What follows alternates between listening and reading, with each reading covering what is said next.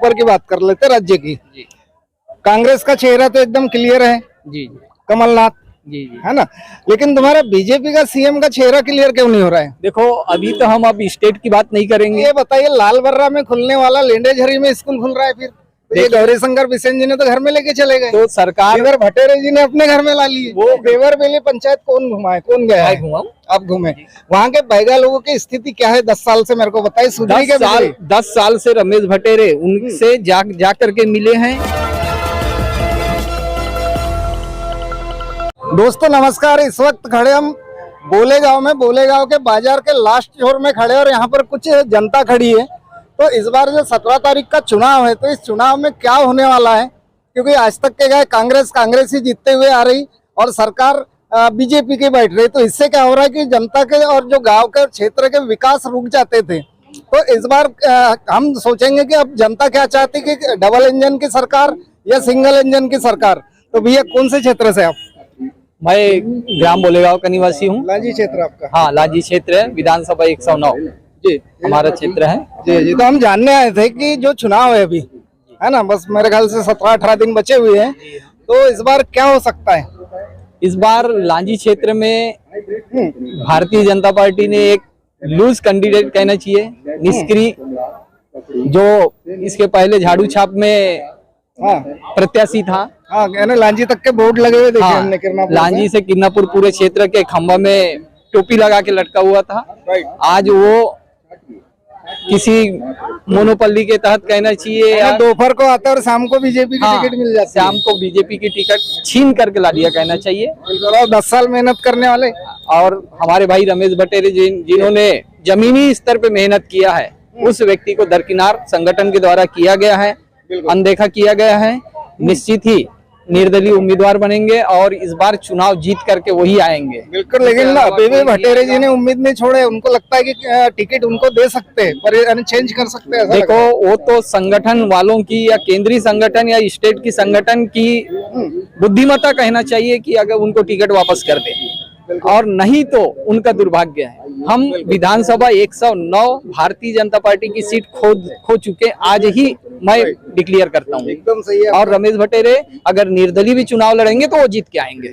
रमेश भटेरे ही आगामी विधायक रहेंगे और रमेश भटेरे जिंदाबाद ही रहेंगे इस बार। अभी हर क्षेत्र में ये घूम रहे, हम आपके क्षेत्र में भी घुमाए, तो जनता का साफ कहना है कि हिना कांवरे को टक्कर डायरेक्ट रमेश भटेरे ही दे सकता है, नहीं तो ये टिकट तो पूरी बर्बाद हो रही बीजेपी की, ऐसा हर कोई बोल रहा है। तो अगर मान लेते हैं कि निर्दलीय लड़ते हैं तो जनता साथ देगी भटेरे जी को? फुल साथ देगी। और बीजेपी का झंडा कौन उठाएगा? नहीं सर, अपन क्या रमेश भैया के साथ है जुड़े और हमेशा रहेंगे उन्हीं के साथ। उनके साथ हम मानते हैं कि बहुत बड़ी गलती हुई है की है पार्टी वाले। बिल्कुल, ऐसी गलती नहीं करना चाहिए। बिल्कुल। और हमें सर्वे जो हुआ था यहाँ पर, तो सर्वे में भी भटेरे जी का नाम आगे गया था, यहाँ आगे ही आया था सर, है ना। फिर भी जानबूझ के एक दिन में चेंज, यही घटना कटंगी में हुई। यहाँ बीजेपी ने गलती की तो कटंगी में क्या किया, कांग्रेस ने भारी गलती।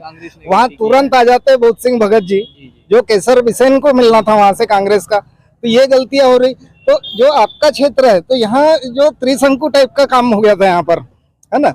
अगर भटेरे जी निर्दलीय लड़ते और नहीं अगर लड़ते मान लो, तो क्या दिल से साथ देंगे राजकुमार कराएगा? भटेरे जी निश्चिंत ही चुनाव लड़ेंगे, निर्दलीय लड़ेंगे, कोई किंतु परंतु नहीं है। चुनाव लड़ेंगे, आने लड़ेंगे और अच्छे मतों से विजयी होंगे। कोई त्रिशंकु नहीं रहेगा, वो बहुत पीछे जाएगा। रमेश भटेरे जी प्रचंड बहुमतों से जीतेंगे। उनका कहीं तक, उनका लांजी का भी शक्ति प्रदर्शन देखे हमने, बहुत रमेश भटेरे का बाइक रैली देखे होंगे आपने, लांजी का कांदरी का भी, हाँ कांदरी का भी देखे हैं। उनके साथ पब्लिक खड़ी है, हर कार्यकर्ता उनके साथ है, क्योंकि उन्होंने जमीनी स्तर पे 10 साल से अपने कार्यकर्ता को संजो कर रखे हैं। इन्होंने भारतीय जनता पार्टी के लिए कबई खोदा है, राजकुमार कर रहा है। 13 में विरोध किया, 18 में पार्टी छोड़ दिया, उसके बाद भी उसने क्या किया वो तो दिख रहा है। अनुशासनहीनता का तो पालन खुद किया है। अनुशासनहीनता दिखाया है, क्या अनुशासन का पालन किया है। आज रमेश भटेरे अनुशासन का पालन किया। आज भी रमेश भटेरे के घर जाके देखिए, बीजेपी का झंडा लगा हुआ है और निर्दलीय चुनाव जीतेंगे। समर्पित भाव से, हाँ समर्पित तन मन से बीजेपी। मैं आप लोगों से एक सवाल करूंगा यार, बहुत अच्छा खबर दी है, हो गई अपने क्षेत्र की बात। अब थोड़ी सी हम ऊपर की बात कर लेते, राज्य की। कांग्रेस का चेहरा तो एकदम क्लियर है जी, कमलनाथ, जी जी। है ना। लेकिन तुम्हारा बीजेपी का सीएम का चेहरा क्लियर क्यों नहीं हो रहा है? देखो अभी तो हम अब स्टेट की बात नहीं करेंगे, नहीं करना चाहिए। हमारे साथ तो अभी हम अपने ही घर में देखेंगे, अपने क्षेत्र में हमारे साथ नाइंसाफी हो रही है। हम निर्दलीय चुनाव जीत के लाएंगे, 5-5 लोगों को उतार दिए ना, रमेश भटेरे को चुनाव जिता करके लाएंगे। उसके बाद जब वो जीत जाएंगे तब हम फिर सोचेंगे कि क्या करना है। अच्छा, इससे आपको लगता है क्या? अभी देखिए रमेश भटेरे जी संगठन के साथ हैं, भारतीय जनता पार्टी के साथ हैं। अब पार्टी जो डिसीजन लेगी वो मान्य होगा। अब वो सीएम के रूप में शिवराज सिंह को देखें लाए या फिर और प्रहलाद पटेल को लाए, हाँ, या अन्य किसी को भी लाए, हम किसी का नाम नहीं इससे लेना ऐसा चाहेंगे। लग रहा है कि देखो जैसे आपके क्षेत्र में जो एकदम जो दावेदार था लीगल बिल्कुल, उसको देना चाहिए था, ये नहीं दिया।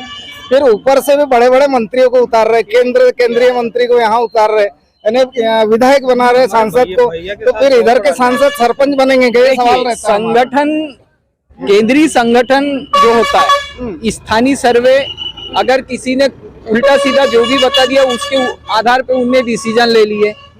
वस्तु स्थिति जमीनी स्तर पे देखना चाहिए कि वजह क्या है। आज रमेश भटेरे का वर्चस्व है और उम्मीदवार किसी थर्ड को उतार रहे हैं, तो कहीं ना कहीं वो अपनी कमजोरी उनको समझ में आ रही है। जनता बोल रही है, विपक्ष बोल रहा है कि ये मती मारी गई, बोलते हैं ऊपर वालों की, क्योंकि जो सर्वे पे ध्यान नहीं दिया गया वो खैर छोड़ो वहाँ की, हम यहाँ की बात करेंगे। अब 10 साल से विधायक है हिना कांवरे, है ना, तो हिना कांवरे ने 10 साल में तो बहुत कुछ अच्छा किया होगा। नहीं सर, ऐसा तो हमारे को कुछ भी देखने नहीं आया, कुछ भी ऐसा समझ नहीं आया अपने को कि 10 साल से जो हमारे भैया ने जो काम किया है, मेहनत किया रमेश भैया, बिल्कुल, हाँ, इसके आगे वो बहुत पीछे है। उनका यही कहना रह गया 10 साल की विपक्ष की सरकार बैठी ऊपर, इसलिए नहीं कर सकते। हिना कांवरे 18 माह विधानसभा उपाध्यक्ष रही।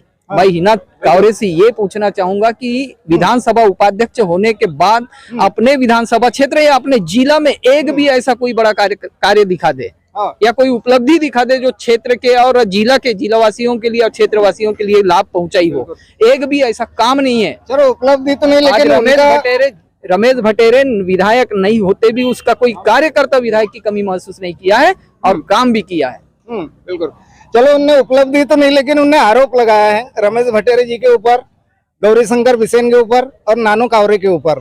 जो लालबर्रा लांजी जो किरनापुर की स्कूलें थी, जहाँ खुलना था वहां नहीं खुली और अपने गृह ग्राम में लेके गए, बोलते जो सीएम राइस स्कूल। देखिए ये सीएम राइस विद्यालय जो है, बहुत सारा विद्यालय और खुलने वाला है। बिल्कुल। उनको जहाँ का जीआर था, जीआर जहाँ का था, सुनिए ना। अच्छा ये बताइए, लालबर्रा में खुलने वाला लेंडेझरी में स्कूल खुल रहा है, फिर ये गौरीशंकर बिसेन जी ने तो घर में लेके चले गए, तो सरकार इधर भटेरे जी ने अपने घर में ला लिए। वो देखिए भारतीय जनता पार्टी की सरकार थी, स्थानीय नेता थे, लांजी में वो कल भी खोल लेंगे, लेकिन एक ग्रामीण क्षेत्र में और ग्राम के आसपास के जो पिछड़े वर्ग के क्षेत्र हैं वहां के बच्चों को अगर सही शिक्षा मिल रहा है, बिल्कुल, तो इससे बड़ी बात क्या हो सकती है। बालाघाट का केंद्रीय विद्यालय नानू कांवरे जी को बोला गया कि रजेगांव में ले जाके खोल दिए, बोले जो किरनापुर में खुलना था। तो मैं वही कह रहा हूँ, देखिए बालाघाट में जब केंद्रीय विद्यालय आया तो भरवेली में खुल गया, वो तो ग्रामीण क्षेत्र था, क्यों बालाघाट सिटी में नहीं खुला।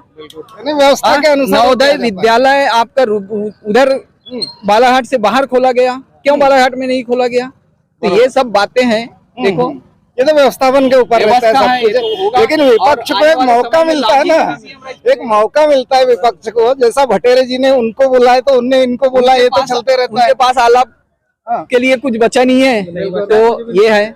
अच्छा इतने में कहा देवरबेली पंचायत कौन घुमाए, कौन गया है?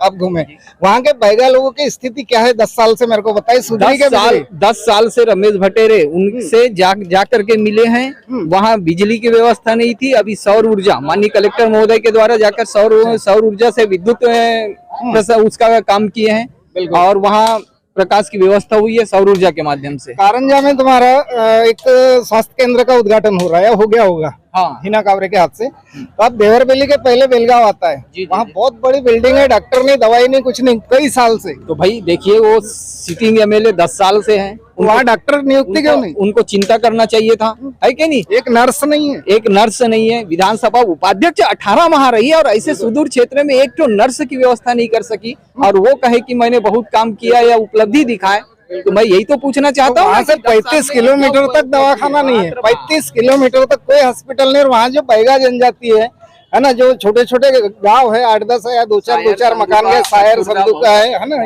तो ये गांव के हमने दौरे किए और जब देखे हमने कि यार इतना भारत पीछे है, जो कि विकास हो गया बोलते हैं ना, तो ये विकास है क्या आपके क्षेत्र का? तो ये विकास तो अब उनको समझना चाहिए भाई। सरकार में तो वो भी थी 1.5 साल तक, विधानसभा उपाध्यक्ष रही है, उनको तो पहले चिंता उस क्षेत्र की करना था जहाँ के गरीब जो ब्लॉक स्तर में नहीं, सिविल अस्पताल नहीं आ सकते, उनके लिए वहां पर प्राथमिक स्वास्थ्य केंद्र में अच्छे डॉक्टर और अच्छे स्वास्थ्य सुविधा की उपलब्ध है वो कराए, है कि नहीं? अब बाकी क्षेत्र में परिवर्तन बोलते तो आपका परिवर्तन कैसा रहेगा? किसको परिवर्तन बोलते हैं आप? देखिए इस बार परिवर्तन तो अभी फिलहाल तो हम अपने हिना कांवरे को हराना है परिवर्तन हाँ, आपके लिए? हम तो अपने क्षेत्र में 10 साल से जो झेल रहे हैं उसको परिवर्तन करेंगे।